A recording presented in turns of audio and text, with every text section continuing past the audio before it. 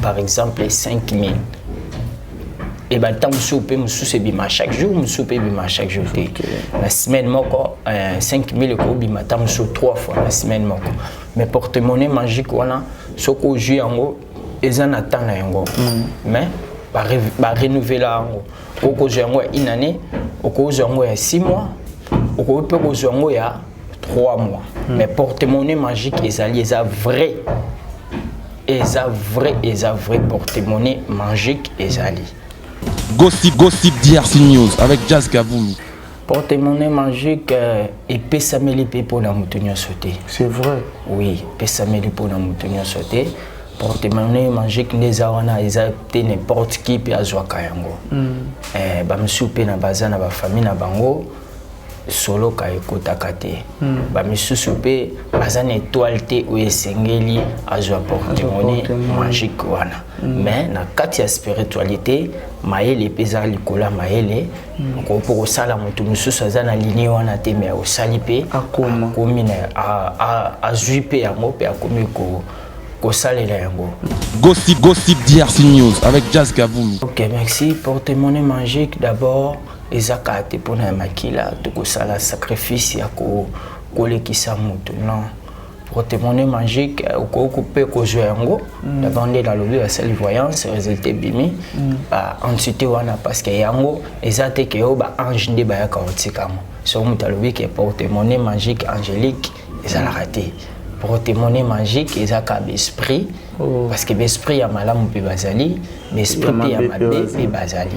Gossip DRC News avec Jazz Kaboulou. Babenga kango en bref. Porte-monnaie magique pour utiliser kabon bamsu babenga ngo grimoire ça dépend ya moto na moto ndenge utiliser ka terme na ye mais porte-monnaie magique kaka. Gossip DRC News avec Jazz Kaboulou.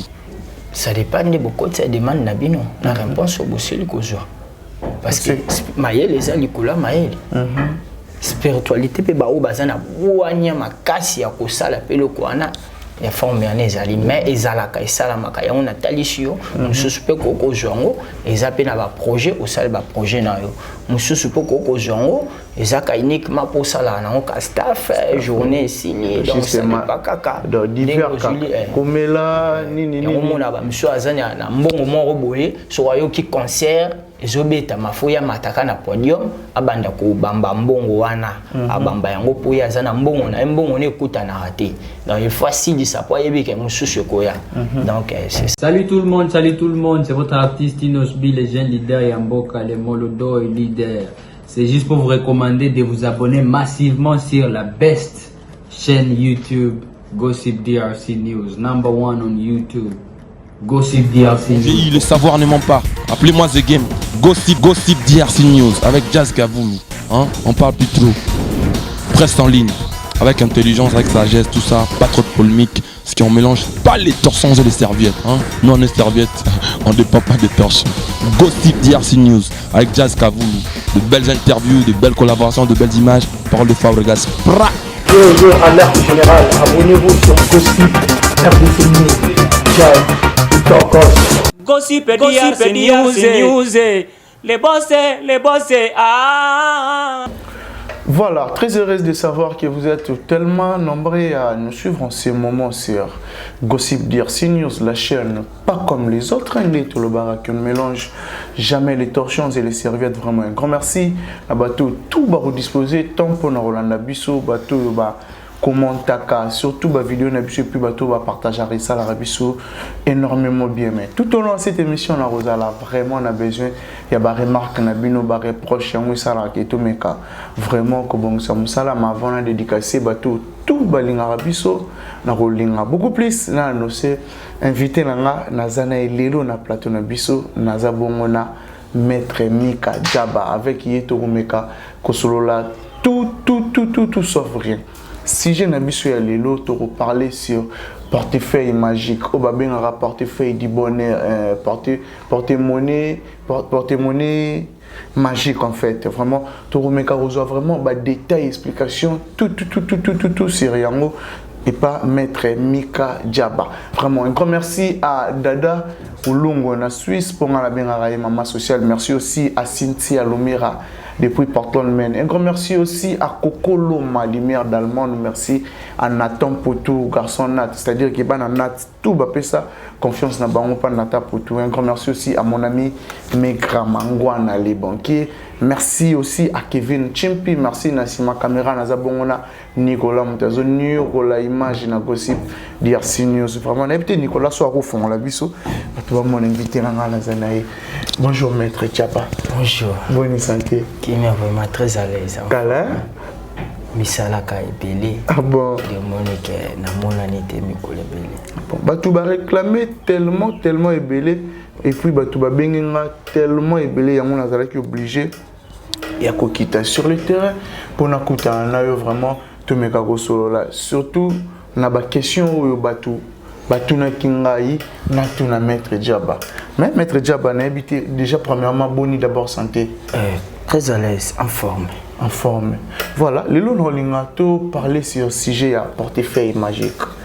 Oh bah ben miso a ben porte-monnaie du bonheur, porte-monnaie magique. Vrai comme on l'a d'après Maître Mika. Utiliser comme on dit.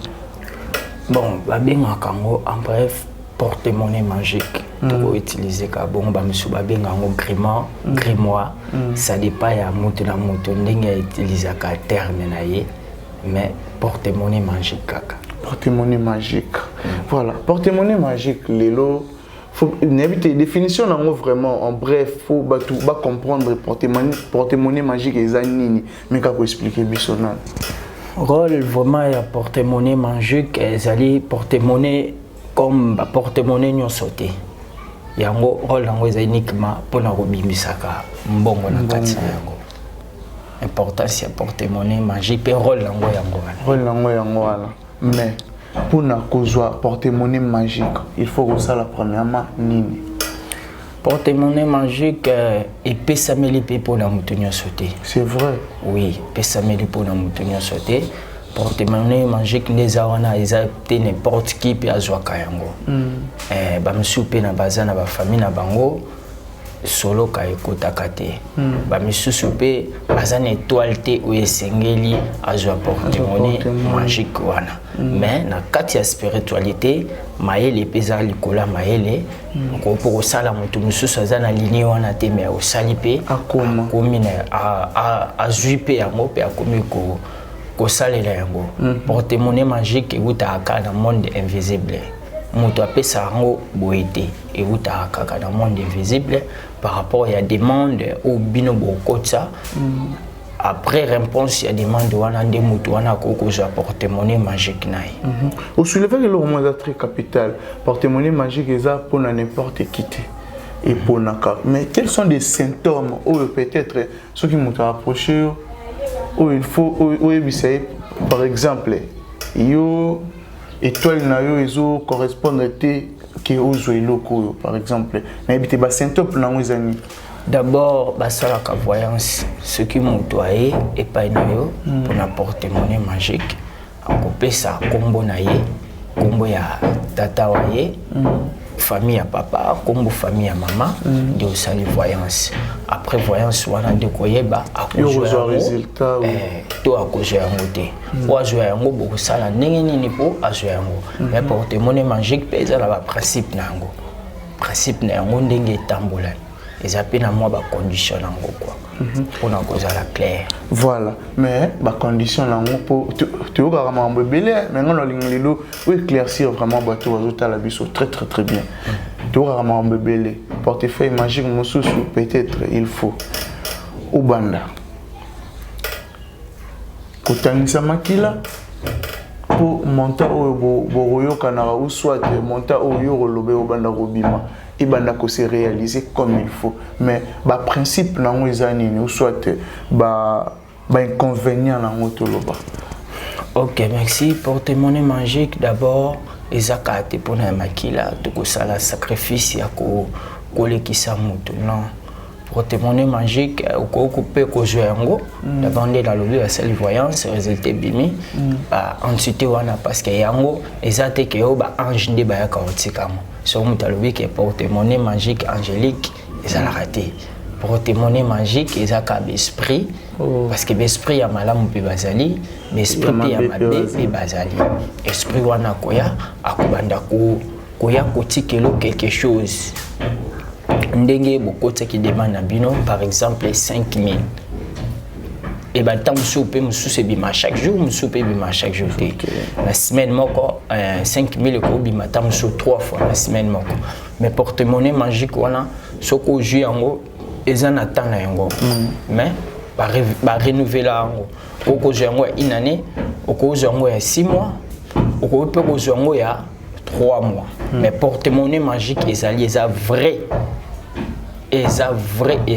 porte-monnaie magique ezali kena ba oyo ba kanisaka te ke porte-monnaie magique ezalaka te non ezali porte-monnaie magique eza vrai utanaka na mettre bien asalila eloko no ya malamu pe okozo yango voilà porte-monnaie magique ezali oui mais tout na ke lo moko ben inconvénient nango par exemple ezalaka na ba principe soit ndenge to lo bara mibeko bapesaka il faut respecter makambo boye exemple ceux qui na respecter yango te inconvénient moko ekoya oui wana oza vraiment na raison eza na inconvénient nango ekokozala ta mosusu bapesi yango eza na pouvoir mwa na kati pouvoir eza te ke n'importe qui fasimba yango pouvoir mosusu esengaka te il faut moto amomona yango faut bomba yango esika ya malamu tobatela yango ta mosusu ezwaka mai te ta mosusu po ntango yaka mpe na mwa mibeko na yango ndenge ozwi porte-monnaie na yo okoutilize yango na ntambo ta mosusu ekokozwa mai te anapesaka baexemple ta mosusu moto akomona yango te ta mosusu bakosimba yango te eza te ke eloko nyonso kaka so moto amoni to moto asimbi fobelaka liboma non eloko mosusu ekozala moto amoni mais ebloke eza pareil eza na pouvoir oyo eza na kati ekobloke ekopo obeba obebisi makambo na yo obebisi ezaka te ke fo kufa to mabe mo ekomelo non bénéfique oyo bande okozwa na kati ekati par rapport à moi ba principe nango ndenge etambolaka porte-monnaie magique eza bongo parce que eza na eloko na kati eza na pouvoir wana pouvoir déjà tango eza dia na kati eloko fo batela yango eza eloko mo boye boji bokangi to mopepe okangi mopepe na kopesa exemple tata musune lo mobwe soko fongoli yango mopepe wana ebima mais yo moko yebi ndeni no fongola yango yo moko yebi ndeni osalila yango parce que yo na porte-monnaie wana déjà boza na contact entre yo na eloko wana oza ezalaka na prière nango ndeza wana ezalaka na boîte postale nango na numéro nango na prière nango kotanga ta mosusu exemple mwa maloba mobwe 3 fois olobaka yango ntango ye wana ozwi eloko na yo ozongisa yango na place na yango eza te ke nde tokanisaka eza porte-monnaie mobwe obanda otya yango na poche obanda kostafe nango obandisa nango bamakambo non ezaka uniquement pour ébimisela yo quelque chose na yo après ozongisa yango na place na yango donc si je comprends bien porte-monnaie magique ezate ke oyo na roya mettre diaba na besoin nango na pesi yo kaniaka yo pesinga porte-monnaie na ke nango la expliquer nga na ba prière eza esprit ne faut ya rotikela oyo non esprit ya rotikela te ngande na osa musala nanga na sali makamna nyonso nde na opesa yo zo na contact na esprit te esprit pe ba yebi yo te na kozwaka identité na yo kombo ya famille côté ya papa kombo ya famille côté ya mama sengaka bongo pona sala voyance nanga après voyance nanga ndi na koyebisa nini to sala après wana ndi appareil na yo ekoya ndi na expliquer ba principe nango ndeni o tambola na yango mais nga vana pesa muteloko soki aza awa to mekaka yango sur place mais ezape na ba monsieur pe baza libanda toza na méthode ni to sala po appareil na ye ekomati esika oyo yazali mbongo wana ezalaka mbongo moko limité bamonta oyo ebimaka soit esukaka na $10,000 eza mpe na mosusu mpe akosolola ndenge bokosolola monte ebimaka élevé par rapport ya bamonta otangi yana mona esuka ye na 5,000 napesika exemple nalobi te ke eza porte-monnaie eza moke eza porte-monnaie mpe eza na nombre ya mbongo ekotaka na kati ça dépaka ya porte-monnaie ndenge ezaleli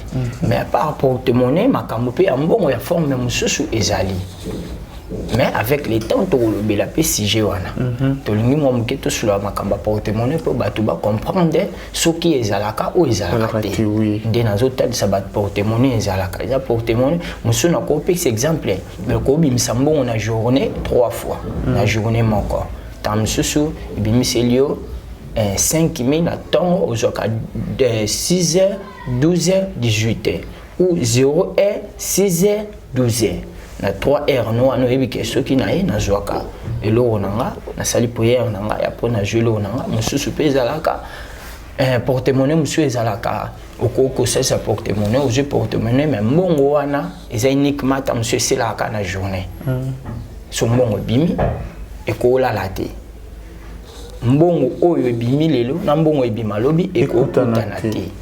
Donc bon, il faut 600 la journée après lobby posé monsieur. Donc porte-monnaie ils ont la forme belé, puis na sorte et belé le ligne porte-monnaie ça. Est-ce que vous pouvez expliquer bisota quelque sorte na ba explication na on ba détail. Na ko le porte-monnaie monsieur ko za porte-monnaie même bon wana au staff na okaka. Les agistes ka pour la staff et ko réaliser projet T. Ko sali la projet T.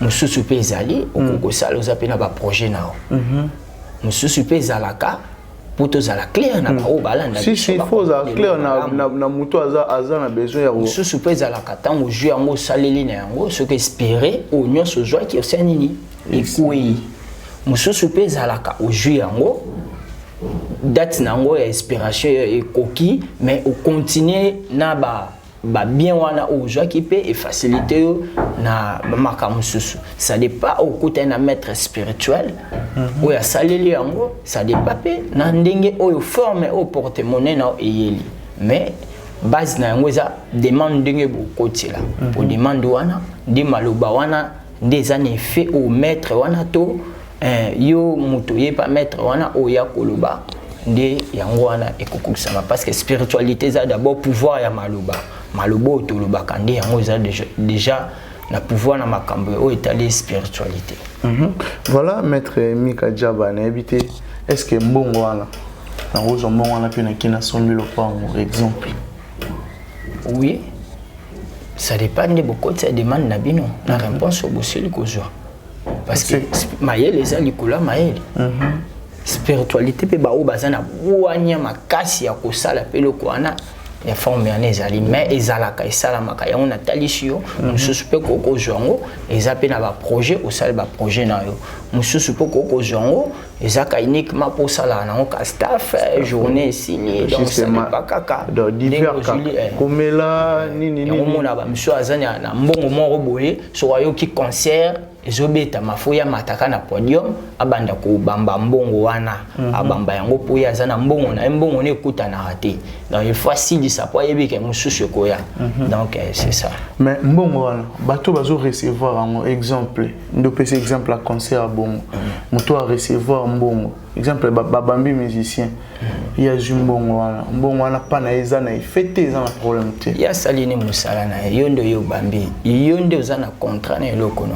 mais moto abambi mutu pardon oya jongo ya zane na problème te pour tout so ba mbongo mabe na mbongo malamu na éviter mbongo mabe na malamu pezala mbongo ya mabende batu batesa ka mabe mutu ndi a Julien mbongo na nzela ta musu ya mabe na baki basoloka ya kolekisa batu ya kubuma batu to kusala batu mabe mais nga na ye pa na ona sali ndeti musala na nga na za maçon na sali na jumbongo wana ndi balobaka mbongo mutoki eza nini effort o na sali na toki ndi na jumbongo ponga na junde mbongo ya motoki na jumbongo te na nzela soki ndenge nini non même akabeli bato eza nango la problème te. Ah bon mais c'est que tout le bas bikila eza différent ndenge lobi ke mbongo mosusu il faut herboyer mbongo wana faut sila soit il faut et sila rara l'ambiance mbongo mosusu pe ekori pe kolala nango pe ata mosusu ebimi ekutani et réaliser projet donc bikila nango eza différent.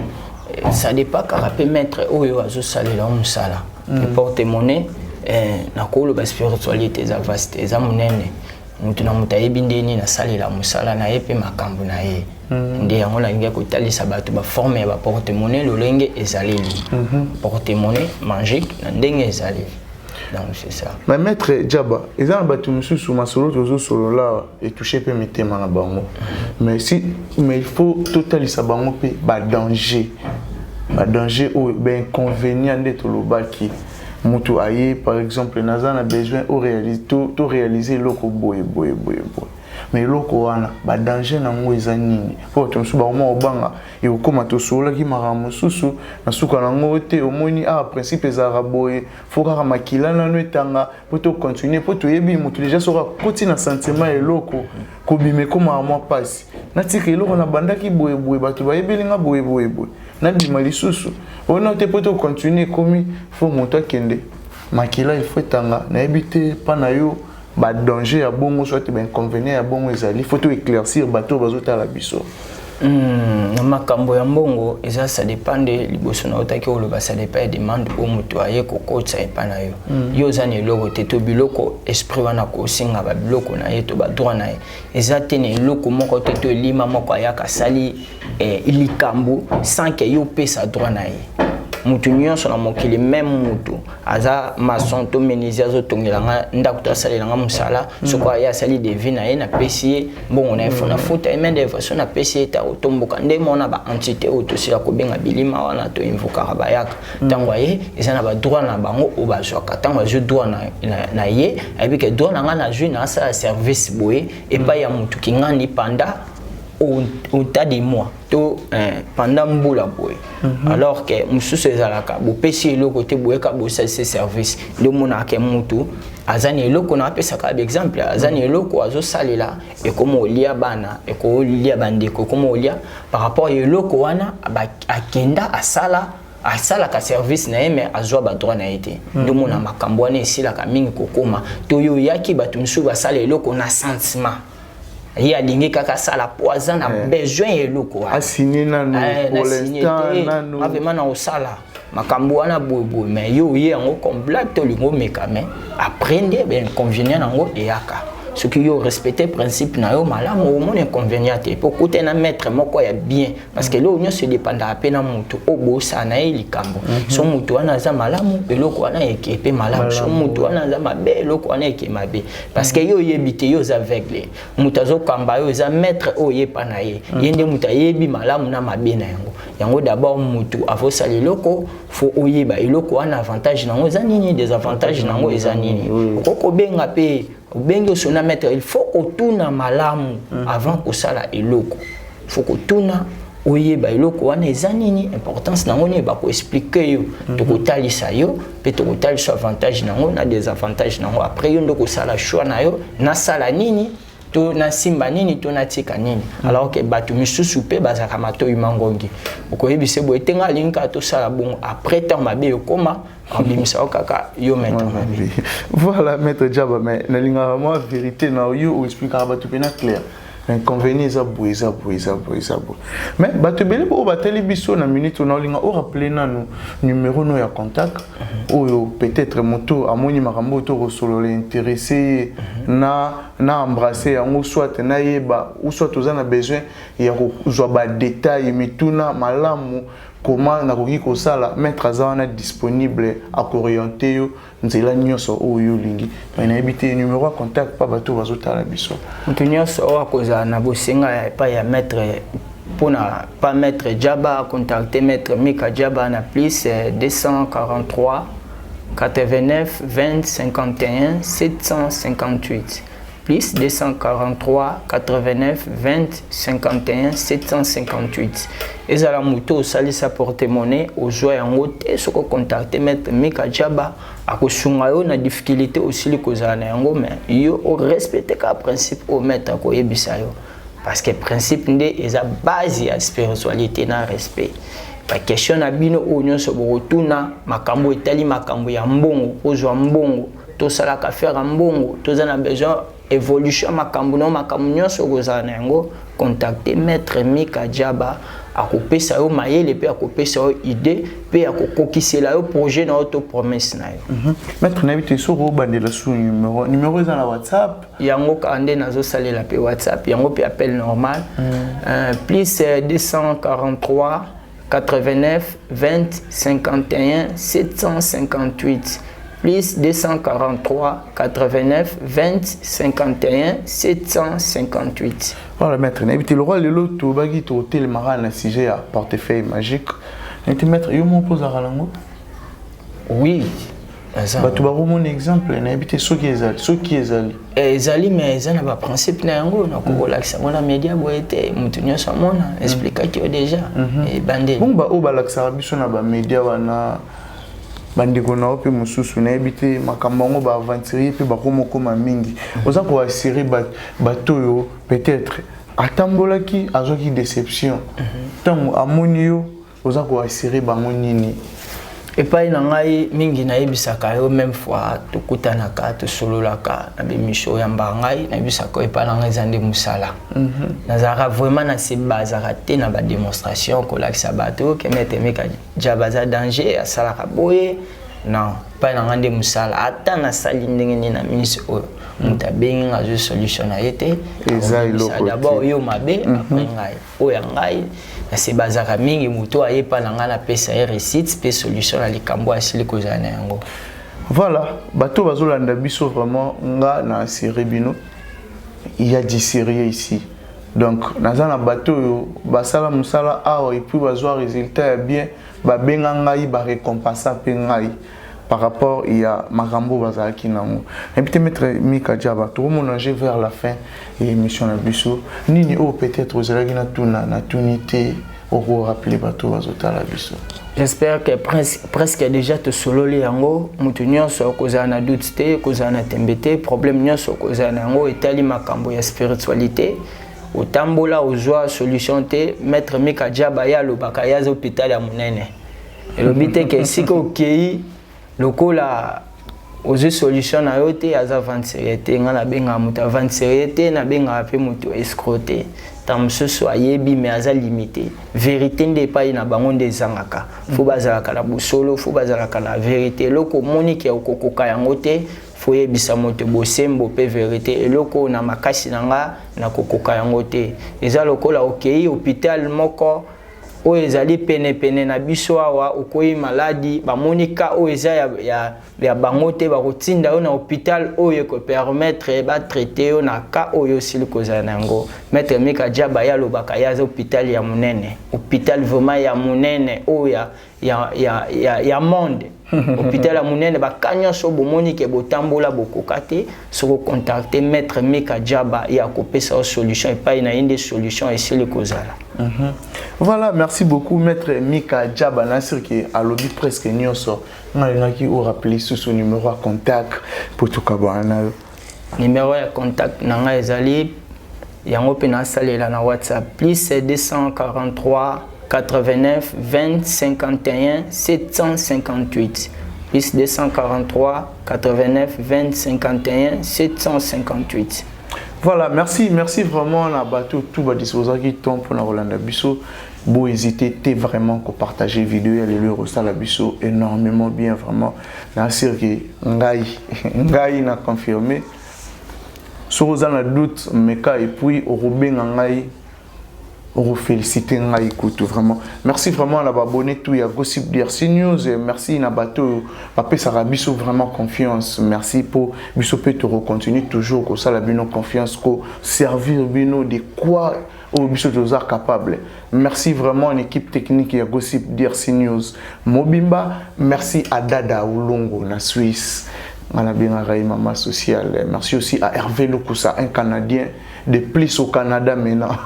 Hervé Lokusa, de retour au pays. Merci aussi à Cynthia Lumira. Merci à Yannick Chimbela. Donc moi la poto ya solo ya qui est Pazungi. Merci aussi à mon ami Jason Makasi la de Bundes et puis à Sada Bamele, sans oublier à Igo Bamele aussi en direct de South Africa. Merci vraiment à l'abonné tout ya Gossip DRC News. Tout le monde est bongo au prochain numéro.